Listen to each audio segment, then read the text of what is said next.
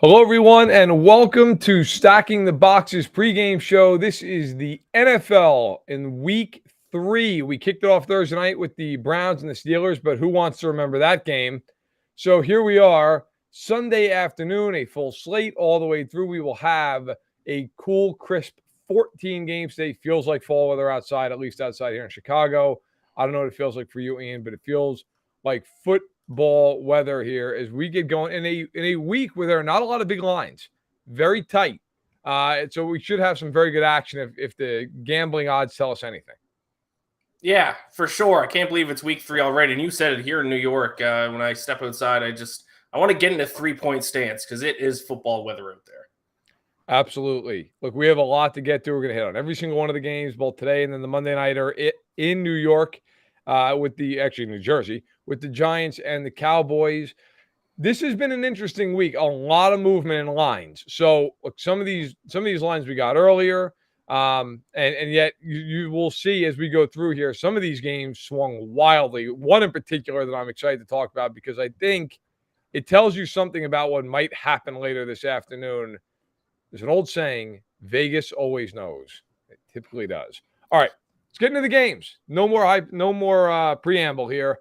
We're going to start in the AFC. The Patriots are hosting the Ravens. The Patriots, a home underdog, not something you see very often with Bill Belichick. They're plus 124 on the money line. The Ravens, 2.5-point favorites. You could find it at 3 on most books throughout the week. It's dropped to 2.5. The over-under, 44.5. Ian, where do you fall on this game? Really quick before I talk about this game, I do want to mention our records, Matt, because I did calculate our records this time. Last week, I forgot. Really quick, week 1, I went 8-7 plus 1.85 units. These are picks just on the show, so we are not including Thursday night games in these picks or in these records. You went 7-8 for minus 2.42 units, but Matt, you had a very good week 2. You had a fantastic week 2, actually. You went 9-6 plus 2.27 units, and I had a terrible week. I went 6-9 minus 3.55 units. So records heading into today, you are winning, Matt. If we're having a little competition between the two of us, you are ahead of me right now. You're at 16-14 minus 0.15 units. So basically even. I'm 14-16 minus 1.7. So I did want to get that out of the way. I forgot to talk about records last week. Fair enough. I expect that trend will probably change, but we're having fun with it. Where do you see Baltimore and New England this week? I'm on the Ravens here in this one. I got it at -3. The line has moved down 0.5 point down to 2.5. It's just the Ravens do have a lot of red flags on defense, so I expect we're going to see a lot of shootouts for Ravens games this season, and I just don't see how this Patriots offense is going to do in shootouts. We saw even last week against the Steelers, they scored 17 points, 17-14. The Ravens are going to score. Can the Patriots keep up?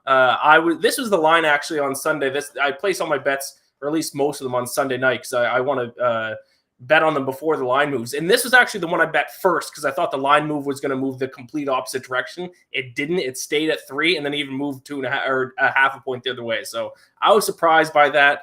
I just don't think the Patriots offense can keep up with the Ravens. So I'm gonna back the Ravens, but this is certainly one of the more popular bets of the week. If you're a fade the public kind of guy, you might want to go with the Patriots. Yeah, look, I'm with you. I got them at 2.5, and I'm rolling with Baltimore. Look, they're just a much better team, and they're going to be furious after they lost that game in week 2. I think they come out with a purpose, and I totally agree. Look, the Patriots, they just don't have the horses offensively. Right. I don't think they can get to 27, 30 points in this game. I do respect the fact that Belichick might come up with something that just totally neutralizes Lamar in this game. But even with that, I don't believe in New England's talent. They did not look good against Miami. That Pittsburgh game was an affront to all things football. And then you have this game where I don't think it's a blowout, but I think the Ravens win by a touchdown. I think it's a close game. Ravens find a way to win. Just a more talented team. So we're both on the side of Baltimore here. You had -3, I had -2.5. And now let's go to the game that most people feel is the game of the day, the game of the week. Miami at home against the Bills. Now, this line has dropped a little bit. The Bills still favored, though, by 4.5 on the road. Totals at 52.5. Now, this game, there's a lot of movement because of all the injuries to Buffalo. Micah Hyde's now out for the season with a herniated disc. Jordan Poyer is not playing today. Tre'Davious White, of course, is on the PUP list. Dane Jackson had that scary neck injury. Seems to largely be okay, but won't be out there today. The Bills are without just about everybody in their secondary. Still 4.5. It was 6.5 earlier in the week. Where are you going? Are you believing in the Fins, or are you taking the Bills to get 3-0? Yeah, really quick with the line movement. It's back down to 4.5 mostly because of the injuries. But this is actually where it opened on Sunday, Yes, and then after the Monday night blowout in the Bills' favor, it went up to 6.5, and now it's back to the original line, largely because of injuries. So I got the Bills at -4.5. I got it the Sunday before all the big line movement. And I will say week 3, in my opinion, is a big sell high, buy low on teams kind of a week. Teams that are getting a little bit overhyped after the first 2 games should probably sell high on, and the opposite with teams that have not performed well through the first 2 weeks. This one's a little bit of a strange one, though, because it's kind of like 2 sell high teams, because a lot of people are high on both the Dolphins and the Bills. But the reason why I like the Bills here, I know the Bills have injuries in their secondary, but the Dolphins' defense has been the worst defense in the NFL through the first 2 weeks in terms of opponent yards per play, and specifically opponent yards per pass attempt. Teams are getting 8.7 yards per pass attempt against them, and now they have to take on Josh Allen and Stephon Diggs. So it might just end up being a shootout with the Bills' injuries in the secondary, but the Dolphins have had the worst defense in the NFL through the first 2 weeks. So I like the Bills here. I took the Bills at 6.5, and I'm still fine with it. Look, you know what? The problem I have with the Dolphins is twofold. You mentioned one of them, so I won't even go there, but the defense. Number 2, their offensive line's still not good. No. And against the Bills, that is a death sentence. You have to be able to block the Bills. Now, with all the injuries in the secondary, I think the Dolphins might go quick and play a little quick game and just try to get the ball at the Hill and Waddle and say, look, make a guy miss. Sure, but if you're Leslie Frazier and you're Sean McDermott, you also know that, right? So you're rolling up on the line of scrimmage and basically saying, try to beat us deep. Go for it. I don't think it's a blowout. I think the Bills win, though, in a game where you never really feel like the Dolphins are going to win the game. You know, something maybe like 30-23, 30-20, which I think I could see this total actually going under and surprising a few people. But I'm not going to go near the total. I'm just going to take the Bills, even though I got them at 6.5, so it's the worst way I could have taken them. I'm going to take them. I believe in them to win this game. I do think they're the better team.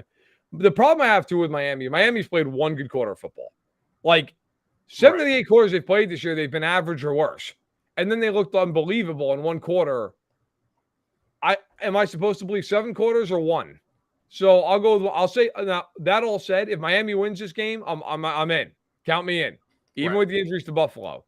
But I got to see it. I got to see the Dolphins go out and play against a team like this for 4 quarters and not have some game where Baltimore whipped their ass for 3 quarters, and then it's like just an unbelievable lightning in a bottle thing. Go out and prove you're the better team against a good team. We'll see. We're going to find out here in less than an hour as we flip over to the NFC South, a game that's not getting a lot of attention.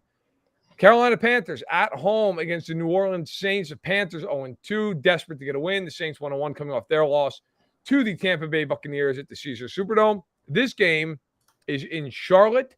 The Panthers, the slight dog at home. The Saints laying 2.5 points. That line was about 3 most of the week. Totals low, one of the lower ones of the week at 41.5. And let me just say quickly, the inactives today, not bad news for the Saints. Kamara is playing. Winston is playing. I am concerned about Jameis Winston with back fractures. He threw 3 picks last week. Did not look good. We'll see how he looks against the Panthers. Where do you sit on this game, sir? This is my underdog upset of the week here. I'm actually taking the Panthers, and I'm taking their money line. I got them last Sunday at +140 here. I was just talking about how you should buy low on some bad teams this week. I think Panthers are a perfect example of a buy low team. 0-2, but to be fair, they've had a few bright spots through the first 2 weeks, specifically their defense. 4th in the NFL in opponent yards per play, 1st in opponent yards per pass attempt. So I know they haven't exactly played top-tier quarterbacks necessarily through the first 2 weeks, but it still is worth saying. They are allowing the fewest yards per pass attempt on defense. Baker Mayfield, we kind of know what we're going to get from him throughout his career, and that's a roller coaster ride. Some games he's going to look terrible. Some games he's going to look really good. He hasn't looked really good yet this year, so maybe this is a game he kind of gets things going. And I'm just not a believer in the Saints. We saw what happened with their offense last week. Jameis Winston, yes, playing. but he apparently has a fractured back, which is never good. So I'm just going to back the Panthers here. Division rivalry game. They're at home. I think they win outright. I'll tell you what, this is the game of all of them. I had no idea what the hell to do with this game. No idea. The Panthers have looked awful. They lost to the Giants. They lost to the Browns. The offense has stunk most of the way. Mayfield's been terrible. Then you have the Saints, who barely beat your Atlanta Falcons week 1. Come out against Tampa. We both backed them last week against Tampa. And defensively, they were really good, but it doesn't matter because the offense couldn't score a point. I'm taking the Saints -3 for one reason in this game. I think defensively, the Saints are going to force Mayfield into some mistakes. That's it. That's the only reason. I have no feel for this game. I don't think either one of these teams are particularly good, but I think the Saints have a much better roster. So I'll take the Saints. I can just see Mayfield in this game going like 14-30 with 2 picks. But to be fair, I could also see Winston having that line. So I'm rolling with the Saints because I just think they're a better team. But if you said to me, what is the game this week? Anything's possible. This is the game. I can see the Saints beating them by 20 points. I can see the Saints getting blown out. Anything is possible. So maybe I should have just swallowed the points, or I should have taken the points. But I took the Saints -3. We'll see how it goes. That's a throw a dart game for me. And here's a game that I know we're on opposite ends of pretty much all year long with this. In the AFC, actually, I was going to say the AFC South, but only one team's from the AFC South. The Colts at home, +200 on the money line against the Chiefs. This at Lucas Oil Stadium, the home opener for Indianapolis this year. The Chiefs are 5.5-point favorites. By the way, in the latter part of this morning, it has moved to 5 in some books, even though all the money's on Kansas City. So the Chiefs, 5.5-point favorites. Total is 50.5. What say you about your Super Bowl pick, your Indianapolis Colts? Yeah, you kind of alluded to it here. Very interesting game from a sports betting angle because it opened at 7 on last Sunday. And you mentioned that some books is down to 5. I'm looking at like FanDuel right now. It's down to 4.5. Wow. The Chiefs are one of the most heavily bet on teams, but yet the line is moving in the opposite direction. That's what we call reverse line movement. That's usually a sign that the sharps or the professional bettors are on the Colts. Now, I will say at the current line of 4.5, I actually don't see much value in the Colts. At the current line, I actually go the Chiefs. But like I alluded to earlier, I bet on games as soon as the lines are released on Sunday. I got the Colts right at that +7 number. I was very lucky to do so because in sports betting, 3 and 7 are magic numbers that you kind of want to bet on. So even though my pick is Colts, because I do think this is a buy low spot on them, I think the look ahead line for this week preseason, I think it was like 2.5 or 3.5 in favor of the Chiefs. So buy low spot with that many points, I was going to take the Colts. But with the line now down at 4.5, 5, 5.5, I actually think the value shifts to the Chiefs. I think that magic number of 7 is a very big number now that it's down quite a bit lower. I mean, and I actually got this from you tweeting this out earlier in the week. Patrick Mahomes going up against the Colts defensive coordinator just tears him apart throughout his entire career. So with the number out right, even though my pick is a Colts and I'm sticking with that because that's locked in, at the current number, I would actually recommend the Chiefs, especially at 4.5. It's weird. Like normally the rule is if money comes in on one team heavily, that line will go higher and higher. Like in this case, you'd see the line go 7.5, 8, because Vegas is trying to get somebody to bet the Colts, bring the money down. That has not been the case. The Chiefs, Darren Ravel put out that like 92% of the money's on Kansas City this week. Now, if you're a believer in some of these type of things, you look at this and go, oh, God, this means the Colts are either going to win this game or play it close. I got to tell you, and everybody in the world knows at this point I'm a Chiefs fan. Early in the week, I really was torn because I think the Colts are better than they've looked. Like, I don't believe the Colts are this bad. Right. Conversely, Shaq Leonard is not playing in this game again. They play a defense that is very predictable. They play cover 3 pretty much 2/3 of their snaps. They're not built to play that because they played cover 2 under Eberflus for years, and it's mostly the same personnel. It's a much different defense. It has looked like that the first 2 weeks. They have given up a ton of easy completions to Davis Mills and Lawrence. Now you have Mahomes coming in, and Bradley has gone on the record multiple times saying, look, we're just going to play our defense. Well, if you're going to play your defense, I think the Chiefs are going to light you up. That's why I took the Chiefs -6.5. I got them at 6.5, which is not as good as 5.5, better than 7. Look, I just think in this game that Bradley and his hubris defensively is going to get them killed. Like I just don't think they can cover anybody. I think the Chiefs, I can see Kelsey have 140 yards in this game. Like, if you're going to sit in a static zone coverage and the other part of this is too, if you have a great pass rush, you can get away with that a little bit more. Who's their pass rush? Like Buckner, love Buckner, but he's going against the Chiefs interior, which is the best part of their line. And Ngakoue's playing, but he has a back injury. He's been limited all week long. They don't have anybody on the other side. Like, I just envision a game where Mahomes has 3.5, 4 seconds to throw the ball against a defense that he knows where everybody's going to be on every play, and they're running cover 3 beaters. I think the Colts will make this a little more of a game than people think, but I have the Chiefs winning by like 10 points. Something like 33-23. Maybe it's something like 30-17, 30-20. But I think if you can get the Colts in a tease, then maybe I'm in there. I don't know, man. It feels like one of these games where everybody's like, well, the Colts have got to be better. And it's like, they can still be better and lose by 2 touchdowns. Right. But, we're going to find out. They've got to play better. And if they don't, it's going to be a bloodletting. But I expect them to bounce back at least a little bit this week and give them a game. All right. Let's shift. NFC North battle. 2 teams that are 1-1 on the year. Minnesota coming back on a short week. They lost to the Eagles on Monday night. They on the money line are negative 260 against. Actually, minus 260, I should say, minus 260 against the Detroit Lions, who won last week, beat Washington. This is the first road game for the Lions this year. They're plus 215 on the line. The Vikings were laying 7. Now they're laying 6. The total, huge. Tied for the biggest of the week, 52.5. What say you, Vikings, Lions?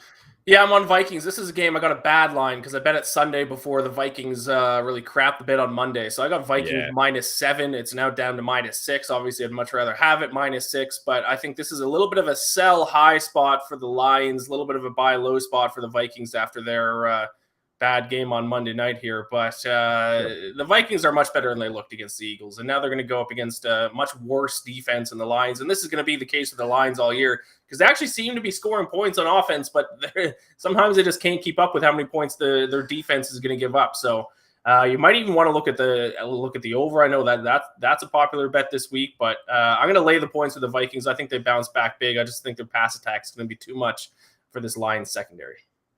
I'm actually riding the other way here. We've been in a lockstep in a lot of these, but there's a second game in a row we're going opposite ways. I'm taking the Lions. Okay. I think the Lions are going to cover 5.5. And I'll give you this. I didn't take the money line. I think the Lions might outright win the game. Whoa. I do. Because look, the Lions can run the hell out of the football. The Vikings can't stop the run. That's true.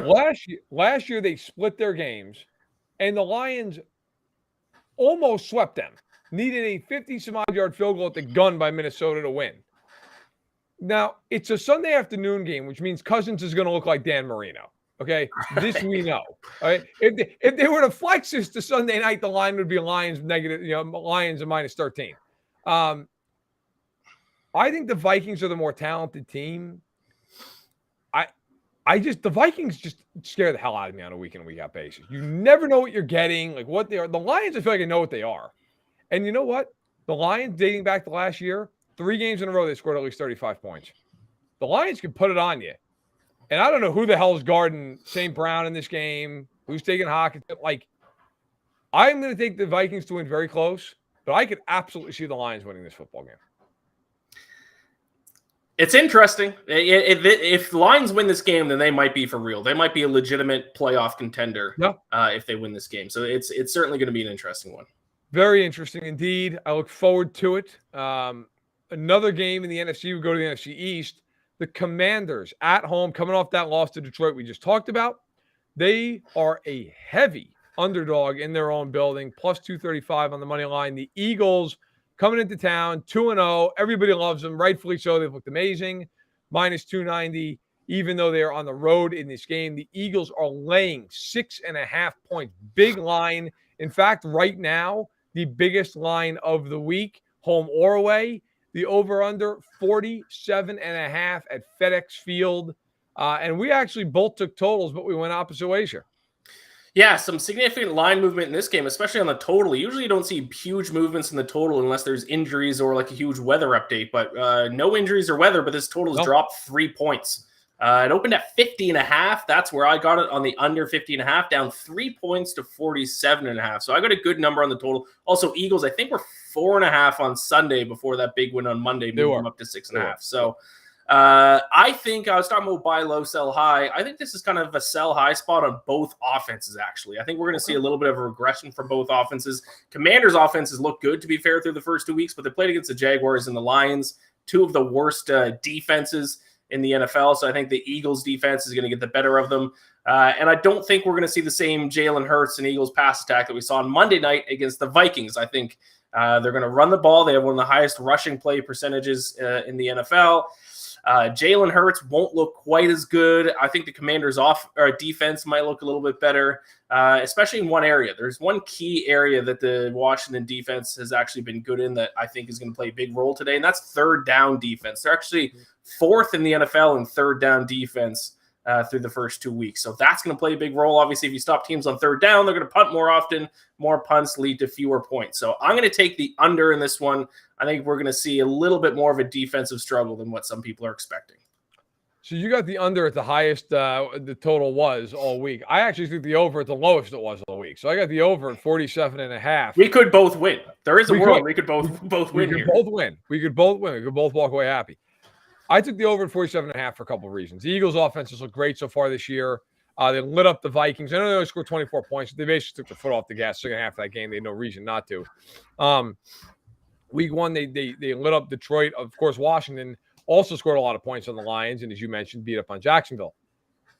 I am not a Wentz guy by any stretch of the imagination, but he has played well to this point in the year. It'll be interesting to see what he does in his return to Philadelphia later in the year. But this game, look, I am very curious to see how these offenses play against secondaries that have some talent, specifically Wentz against the Eagles secondary. I'm curious to see how this game plays out. I think there's a lot of reason to like the over in this game. I understand the under. It's certainly not a crazy play. I take the over because I think it's one of these games where it's kind of a, hey, look, we know we've got to score some points to win. So let's throw the ball. Let's get down the field a little bit. I think Philly's going to win. I almost took Philly's line. My concern about the line, it's a divisional game. Divisional games always tend to be a little closer. These teams know each other. You're not as in awe of the other team, if that team's playing great. I think it's a fairly close game. I like Philly. I think it's like 27-24, something like that, 27-23. So I'll take the over. I don't think it's wildly over, but I think it ends up around 50 points, which if it's 50 points, we would both win. And I'd like to say one thing about the side there. I think the line is a little bit inflated because of the Monday night performance by the Eagles, but also when I'm looking at the game, I also can't find a reason to back Washington either. So that's why I went total, because I think the line is a little bit too aggressive. I think should be at 4.5 where it originally was, but I can't look at this Washington team and justify a bet on them against this Eagles team either. So that's why a big reason why I went with the total. I'm with you 100% on all points. All right, let's swing back to the AFC. We got 3 more early games, and we'll get to the late games. The Titans, the Raiders in Nashville, both teams 0-2, desperate times. Both teams banged up, by the way. Obviously, Landry and Lewan now out for the year for Tennessee. The Raiders without a litany of guys today, headlined by Hunter Renfrow, who's dealing with a concussion. Denzel Perriman, who's also out for this game. They're also down Andre James, one of their starting offensive linemen. Yet the Raiders on the road at 0-2, this is not something you see all the time, laying points, not many, 1.5. That line's been all over the map all week long. I've seen it anywhere from 3 to 1.5. It's not 1.5. The total, 45.5. So a fascinating game. Look, both these teams have to win, the Raiders especially. I know it sounds weird to say this. The Titans at 0-3 might still be a half game out of the divisional lead, right, the way everything's going, okay, or a game out. The Raiders, I think the Raiders are already screwed. They're really beyond screwed if they lose this game, because the Raiders' next 2 games are Denver and the Chiefs. So you got to get out of the hole here. You got to win a game, and then that way, if you split those next 2, you're 2-3, you're still alive. 0-3, I think the Raiders are cooked. Where do you fall on the Titans and the Raiders at Nissan Stadium down in Nashville? Yeah, this line released as a pick'em, which means basically a coin flip on Sunday. That's where I took it before the line moved in the Raiders' direction. I'm going to say the same thing that I've been saying about the Titans all season. That's why I bet against. I took the Giants on the money line in Week 1. I took the Bills to cover in Week 2. This Titans team, I think, is truly a bottom 5 team, and now they lost their best offensive lineman too. Like they're already not a great team. They're relying on Derrick Henry for their offense. He's having a regression of a year through the first 2 weeks, 3.9 yards per carry, I think. Now they lost their best offensive lineman. They lost their best defensive player in the preseason, and Harold Landry. Like this team is a disaster right now. I know they're still in the AFC South picture, and they will be all year basically. But they're not going to contend. Even if they win the division, they're going to get killed in the first round of the playoffs. Their roster is depleted. They're giving up AJ Brown doesn't look good because he's been fantastic with the Eagles. I think the Raiders win this game because even though the Raiders 0-2, I actually thought they outplayed both their opponents in the first 2 weeks. So I think Raiders win this game handedly. This might be one of my better bets of the week. If you outplay both your opponents and still lose the games, is that a sign of bad coaching?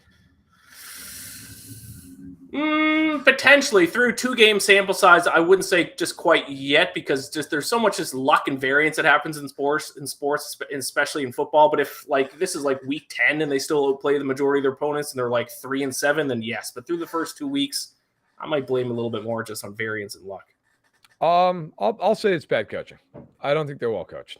I also think that it's a little over the skis to say they outplayed the Chargers. Carr threw 3 of the worst picks you'll ever see in your life. And I know there are people out there who are like, well, turnover luck. It's not luck when you just throw the ball right at the other team. At some point, that's also just a problem. Although I do like Derek Carr. I don't think that's a continuous problem. I took the over in this game. Ooh. I took the over, and I got it. I got it at, I believe it was 46.5. So it actually dropped a point on me. That's okay. Here's my rationale. I don't think the Raiders can stop anybody. I am concerned in this game for my total that the Raiders sacked Tannehill approximately 37 times. I am worried about that, but the Raiders defense is not particularly good. I could see Henry having a big day, which could open up the play action pass. I think the Raiders are going to score a lot of points. Who the hell's covering the Raiders, even without Renfro? Who's covering them? The Titans are awful defensively. I don't know who. Byard, maybe you put him on Waller. Okay, you're going to bracket Adams. I mean, I guess. The line's not that high, though. The total's not that high. I think you can get 27-20, and you hit the over. So I'm going to take the over in a game that I stayed away from the spread because I just look at it and go, I don't know who the hell is going to win this game. I think the Raiders will win. If you said to me you've got to go one way or the other, I would have taken the Raiders. But it's also – look, it's the kind of game historically, and I'm going to say this again here in about 10 minutes about another AFC West team. It's the kind of game historically that you look at and go, yeah, they ought to win that game. And then the game happens, and you're like, of course they lost that game. Of course they did. That's who they are. So I'm going with the total based off of that. I will say really quick, just to add one more note about that game. Stephon Diggs got 12 passes for 148 yards and 3 touchdowns against the Titans on Monday night. So Devontae Adams is going to have a game. So if you want to look at prop bets, you might want to look at Devontae Adams. Especially after Adams only had 2 catches for 12 yards against Cardinals. Yeah, and no Hunter Renfro. So yeah, you see, you know the deal on the chat drops it in. Adams over 82 receiving yards and touchdown at plus 250. Yeah, I take that. Yeah. Oh, yeah, I take that all day long. I will be betting that after the show. All right, let's go to a game that I don't know that we have to spend a ton of time on here. The Bears at home against the Texans. The Bears getting the old customary -3 at home. The line is 39.5 in a game that could set football back 87 years. Are you going to watch this game? Are you going to block this out? Are you going to call the NFL and threaten a class action lawsuit because we're playing this game? Bears, Texans, Soldier Field under cloudy skies. Awesome. Can't wait. Yeah, I mean, I'm going to watch Red Zone like I always do on Sunday. I don't even know if I'm going to watch the game on Red Zone because then might not show any plays. So I'm just sticking to my golden rule. I mean, I don't have a heavy handicap for this game. Both offenses stink. Both defenses are kind of below average. So I'm just going to stick to my golden rule of when 2 trash toilet bowl teams play against each other, take the team getting the points. I'll take Houston and hope it's close. Look, man, I was going to take Houston as well. And you know what? I got the total at 40.5. I took the under. Yeah. I know it's a really low number, but last week I looked at the Patriots and Steelers and said, yeah, I'm cashing that under, and I did. I'm going to go under again. The Bears aren't going to score more than 17 points. So, do I think the Texans are going over 20? Yeah, probably not. I think this game's like 17-16, and it's just a dogfight. So I like your play at Houston at +3. I just can't. To me, the Bears can't score a point. They just cannot score. And I don't think the Texans are going to score 30. So I'm just going to take the under here. I think Vegas did all they could to get the line about as low as possible without being ridiculous. But I'm rolling under. I don't see these teams combining for more than 40 points. Yeah, and I will say, when I was sitting down to handicap this game, I thought the Bears had the worst offense in the NFL, but actually dead last in yards per play is actually the Texans by a little bit. Yeah, it's awful. Bears. It's so bad, man. Two just terrible offenses. It's not good. All right, let's move on for people, calling the SEC on us after talking about this game. MetLife Stadium is getting 2 games this week. One on Sunday, one on Monday. We start the MetLife doubleheader with the Jets +210 coming off a miracle win in Cleveland. They're at home against another AFC North opponent. The Jets, by the way, start the season with 4 straight games against the AFC North. This game against the 0-2 Bengals, who are still laying 6 on the road. The total, 44.5. You and I fall in the same bucket here on this game. Let me ask you this, though, before we even say the spread. If the Bengals lose this game, are they done? yeah, they might be. Yeah, I think they kind of are, right? So. And I've been a big back the Bengals guy. If the Bengals lose this game, I think it's curtains. Yeah, I mean 0-3, and it's not like their division's easy. Like they got at least the Ravens to compete with. Browns. I mean, Browns are 2-1, so right. Yeah, if they lose this game, that might be toast. It doesn't feel good. All right, where are you going on this game? Because you and I are in lockstep here. Yeah, and we haven't. At least last week I know we were too. But it just seems like the Bengals can't keep losing these games. I will say one thing that does make me a little bit more confident playing them this week as opposed to last week is they finally get to play a team that doesn't have a good pass rush. They had to take on the Steelers with TJ Watt week 1. They had to take on the Cowboys in week 2, one of the better pass rushes in the NFL this season. They finally take on a team who the Jets actually have a couple bright spots. I'm a little bit higher on the Jets than a lot of people are, but pass rush is not one of them. It's time for this team to get right. I mean, this O-line's too good to be giving up this many sacks. Joe Burrow's too good to be losing these games. I just have to. It's just going to be a hill I'm going to end up dying on. But I can't believe that the Bengals are going to keep losing these games. They have to get momentum at some point.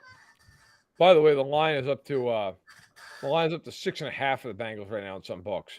But you and I, look, we both took the Bengals. Okay, we both swallowed the points here. We both got them at 4.5. So, I just look at this game and I very similar to you. There's no TJ Watt in this game. There's no Micah Parsons in this game. If you can't win this game, it's over. I am lower on the Jets than you are. The Jets are not good. If I got to listen to by the way, do you see PFF has Flacco as the 3rd best quarterback in the league so far this year? Excuse the language for all. Hey, he's elite. What the fuck are we doing? The 3rd best quarterback. They could score a point against Baltimore. They had 17 points for 59 minutes against the Browns until the Browns went full Browns, which, by the way, you never want to go full Browns, ever, okay? And yet they did it. The Jets, to me, are not good. By all rights, they should be 0-2, and they got handled in both games, and they had a miracle win in Cleveland. Look, I'm happy for their fans. They deserve it. But, they're not good. I know they beat the Bengals last year. I get it. I don't care that they beat the Bengals a year ago. No, you shouldn't. You shouldn't. Those things don't correlate. No. I think the Bengals will win this game running away. I think they go win by 2 touchdowns. That being said, if they don't win this game, if Flacco outplays Burrow and Burrow gets sacked 7 times in this thing, good night. Okay? The Bengals also, as it should be noted, on a short week next week, they play the Dolphins on Thursday night at home. So that could also be a game even if they win against the Jets, you got to win the next couple games. You don't want to be falling to 1-3 now. So interesting to note. Look, they have lost to Trubisky and Cooper Rush. Can you beat Joe Flacco? Is Joe Flacco an upgrade over them? We're going to find out. What a shit show. All right, let's go to the late games. There are 4 games in the 4 o'clock window. This is the only 4 or 5 game. The other one's all 4:25. The Chargers at home off a mini bye against the Jacksonville Jaguars. Now, before I say the line, this game had a ton of movement yesterday. Okay, a ton of movement. The line got slashed in half. You see it on the screen. Okay, the Chargers are without J.C. Jackson. He's doubtful, as is Corey Linsley. They're all pro center, but it would be shocking if the guys play. Okay, now the line went from 7 to 3.5. That is not because of J.C. Jackson or Corey Linsley. Herbert is questionable for this game. He's got the fractured rib cartilage. I have long believed that axiom I said at the top of the show. Vegas always knows. A line doesn't move like that for any other reason other than quarterbacks. Do you think that based on that line movement that Herbert is not going to play in this game? Based on that line movement, I would say I think that line movement reflects what is happening, which is he's probably not going to play, but there is a chance. If he was completely ruled out, I think this line would have moved down even further to like 2.5. So okay. I think the line doesn't think that they're going to play or that he's going to play.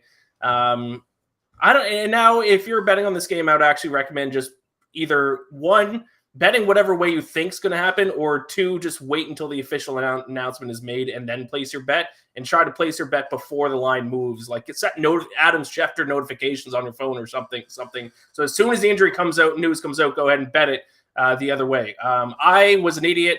I took the over because I bet these games early. I should have just waited for the Justin Herbert injury news. So I've lost 5 points now based on the total of where the game is now. So I am certainly hoping that Justin Herbert plays. But even if he doesn't, this over still has a chance to hit. I need a lot of offense here. I bet the over in both of the first 2 Chargers games. Both of them lost. Both of them stayed under. Chargers, even last year. Chargers, in my opinion, are one of the hardest teams to handicap in the NFL because they're just kind of like solid at everything. They have no huge weaknesses. They have no huge strengths. So I don't really know. I just hope for a lot of points. Jacksonville has managed to score some points on offense in both of their first 2 games. I hope they can do the same against a little bit of a banged up Chargers defense. I don't know. Earlier you said the Saints and Panthers game was the game that you said you didn't know what would happen. Yeah. To me, this is my version of that game. Even if Justin Herbert was healthy and the line was at 7, I have no idea what's going to happen in this game. Okay. I don't know what to make of either team. Okay, so this is why this is exactly why I never believe in the Chargers. This is why. Okay, everybody talked about the season before the season about, well, they're going to win the division, are they Super Bowl champs, are they Super Bowl participant, are they, whatever, all this stuff. And yet when we get into these games, people are like, you know what? I don't know if they can beat Jacksonville at home. It's like, you would never say that about Kansas City or Buffalo. Like, there's no way. Like, if Kansas City played Jacksonville at home, as they do later in the year, I defy one person, if the Chiefs are healthy, to be, geez, you know what? I'll tell you, I think Jacksonville's going to go in there and pull the upset. Like, nobody's going to pick that. Nobody. I had Jacksonville +7. I took Jacksonville early in the week. Oh, okay. You got a great line. Yeah. I'll tell you what.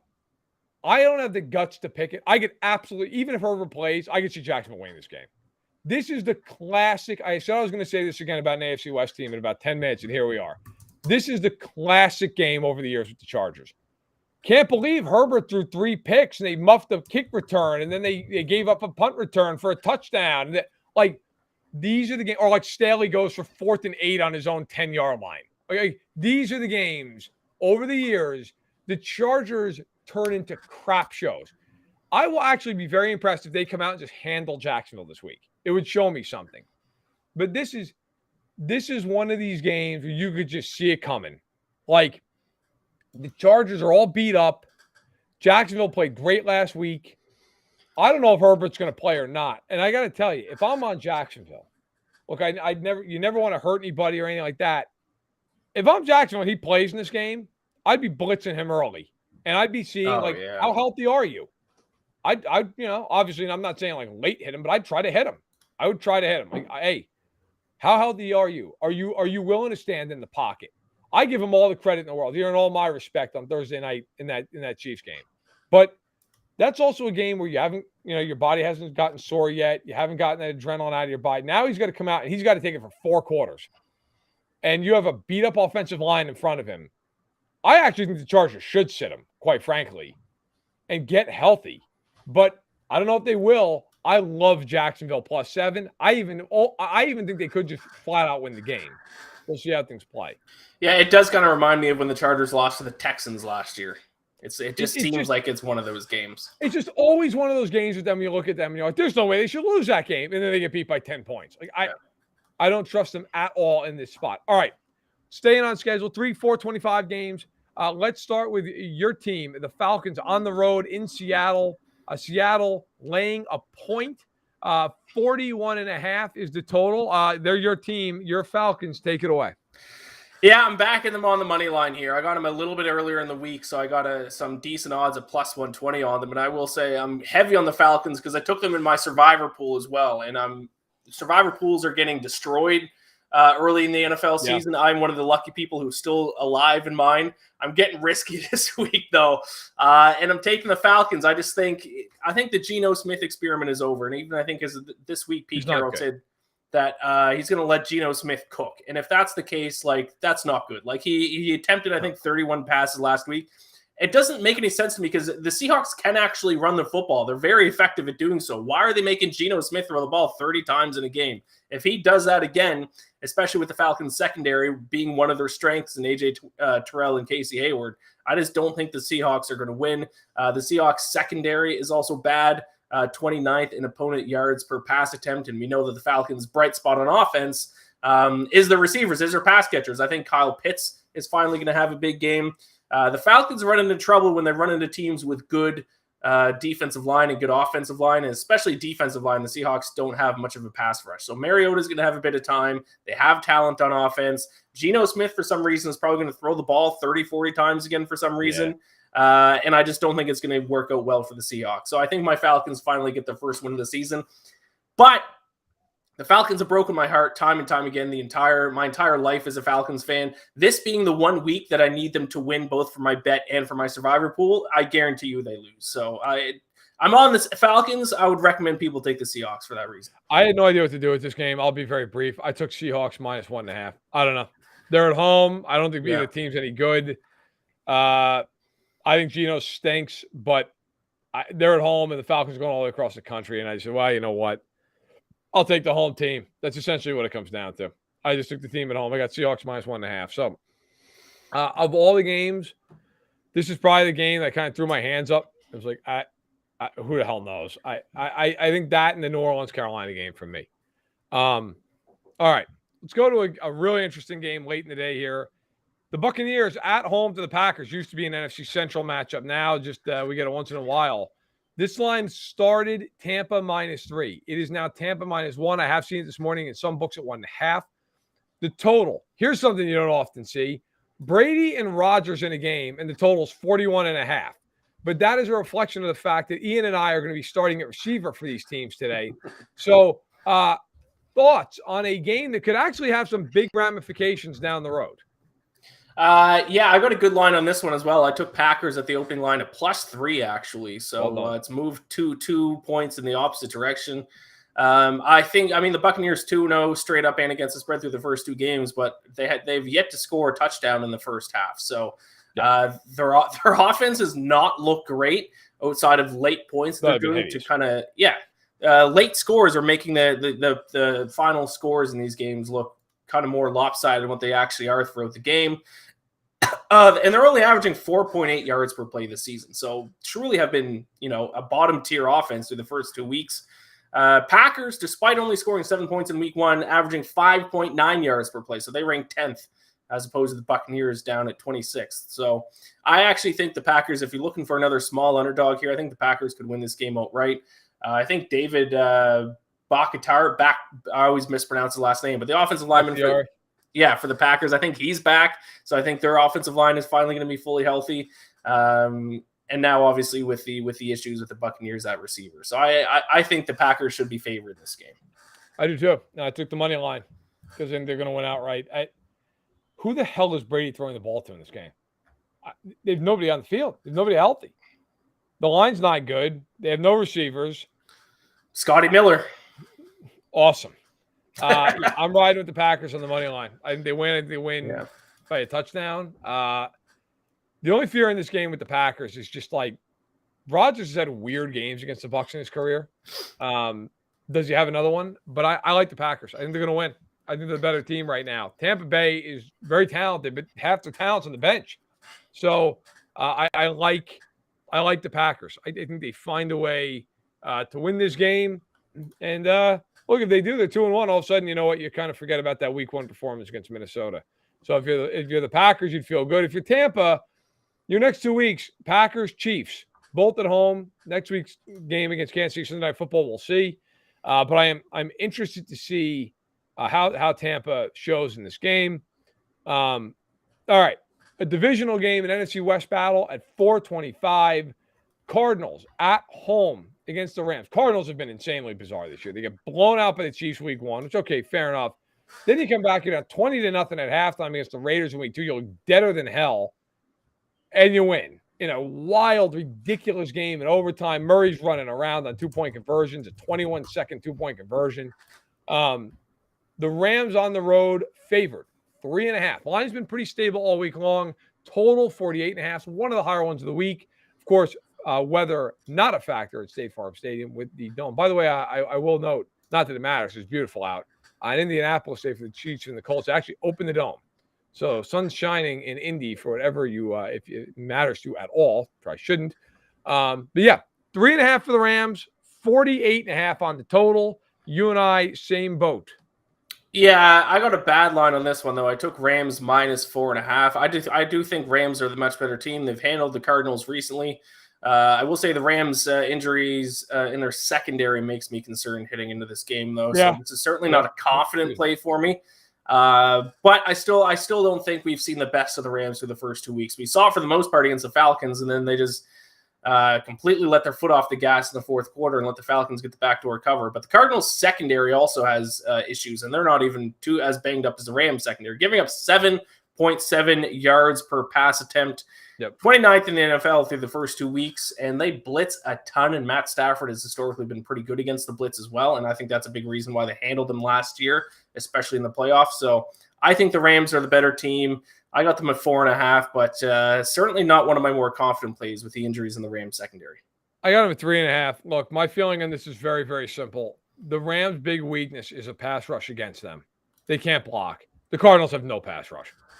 So, and I know they blitz, but if you blitz to get a pass rush, that's a hell of a lot different than having a 4-man pass rush. Right. Start taking guys out of the coverage. They also have no corners. Who the hell is guarding Cooper Kupp in this game? Who's guarding Allen Robinson? Like, I can see this being a big game. I'll tell you, I almost took the total as the over because I could see this being a game where it's like 35-31. Yeah. I could see that. I like the Rams. I know I'm taking a little bit of the hook here at 3.5, going over the field goal.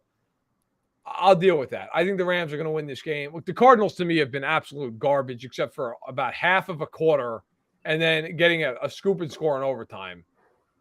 What have the Cardinals done otherwise? Kingsbury doesn't inspire any confidence.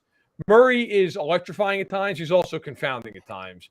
Now, I will say this. The Rams also fall in that same bucket at times. You'll look at them and you don't know what is going on with them.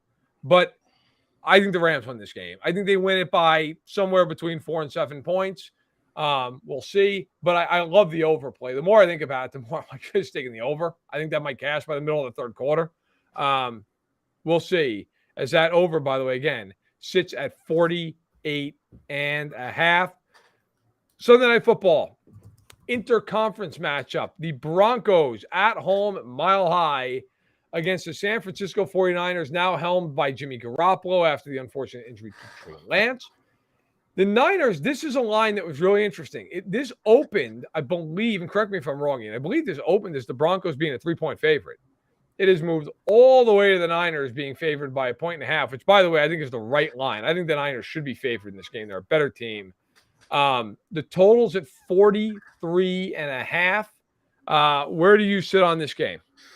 Yeah, the Broncos certainly opened as favorites. I don't know if he's all the way up at 3 because I bet it pretty early, and I took 49ers money line at +115. So it did flip. I just don't exactly know how much. I think when I bet it, I think the Broncos were 1.5 or 2-point favorites. But yeah, I actually think the 49ers are a better team right now with Jimmy Garoppolo, especially at this point in the season. Trey Lance might have had a higher ceiling that we might have seen by the end of the year if he played the whole season. But there was very clearly some early season growing pains for Trey Lance. So I think Jimmy G is actually going to help this 49ers team. Don't forget, this 49ers team with Jimmy G was a couple plays away from advancing to the Super Bowl last year. So don't make any mistakes. This 49ers team is very good. The run defense is the best run defense in the NFL right now. As a whole, their defense is a top 3 defense in the NFL right now. And I just have no interest betting on the Broncos until I see Nathaniel Hackett not beat Nathaniel Hackett. Right. He has. Yeah. I forgave him for week 1. I was like, listen, bright lights, week 1, going into Seattle, first game as a head coach. But then he made the exact same mistakes last week against the Texans. Yeah, they won the game, but they should have won that game by so much more. So I have no interest in betting on Nathaniel Hackett. Russell Wilson hasn't looked like the Russell Wilson that they were supposed to get either. And now he has to take on the best defense. Like the first 2 defenses he had to play were some of the worst defense in the NFL. Now he has to take on the 49ers defense. So I think 49ers win this game. Would you like to take a guess at how many yards Russell Wilson has rushed for so far this season? I don't think has he rushed at all? 5 yards. 12? Yeah. 5. Yeah. 3 carries for 5 yards. He looks like a statue, which if he's a statue, he's no longer a top 10 quarterback. So he does not look good. My personal favorite with Hackett in a game, by the way, where they had multiple delay of game penalties at home, my favorite was they were going to kick a 53-yard field goal in Denver. Not an overly difficult kick, right? Then they get a delay game because they don't know what they're doing. So it's a 58-yard field goal. Hackett, who the week prior attempted a 64-yard field goal instead of a 4th and 5, said, you know what? 58 yards in altitude, too long. And punted the ball. I mean, you explain that logic to me. Now the Broncos basically hired a coach for their coach to stand on the sideline and make game day decisions. I'm going to go out on a limb and say this is going to be one of the worst hires I've ever seen in my life. Like, this is so comically bad. There's no way in hell I'm taking Denver in this game. Give me the Niners, -1.5. I should have probably been with you and just taking the money line. Look, what makes you think Denver's winning this game? What makes you think they're going to win this football game? And Hunter, our producer, says worse than Urban last year. No, I don't think worse than Urban, which is why I said one of the worst hires. Urban might have that title for the rest of my life. Like, I've never seen a coach who literally didn't know, like, who the players were on the field. Like, I can't get there. I don't think the players, like, hate Hackett like they hated Urban Meyer. Right. I think that's the big difference, yeah. Hackett's he's just so overwhelmed. Like, there's no ability to coach this team, to manage a situation. Like, it's just a disaster. Like, I think he's a good man who's just utterly over his skis. Whereas with Meyer, I don't think he's a good man who was also over his skis. I think Meyer basically looked at this and was like, paycheck, awesome. Like, I think that's about as far as it went with Urban Meyer. Yeah, I think the big difference there is like the entire team clearly hated Urban Meyer. He tried to coach that team like a college team, and it blew up in his face. But Nathaniel Hackett might be liked, but he's not a good game. He's a terrible head coach. Terrible. All right, Monday Night Football, Giants and Cowboys at MetLife Stadium. The Giants were laying 3. Now they're laying 1. The total, the lowest total of the week, along with the Bears-Texans, 39.5.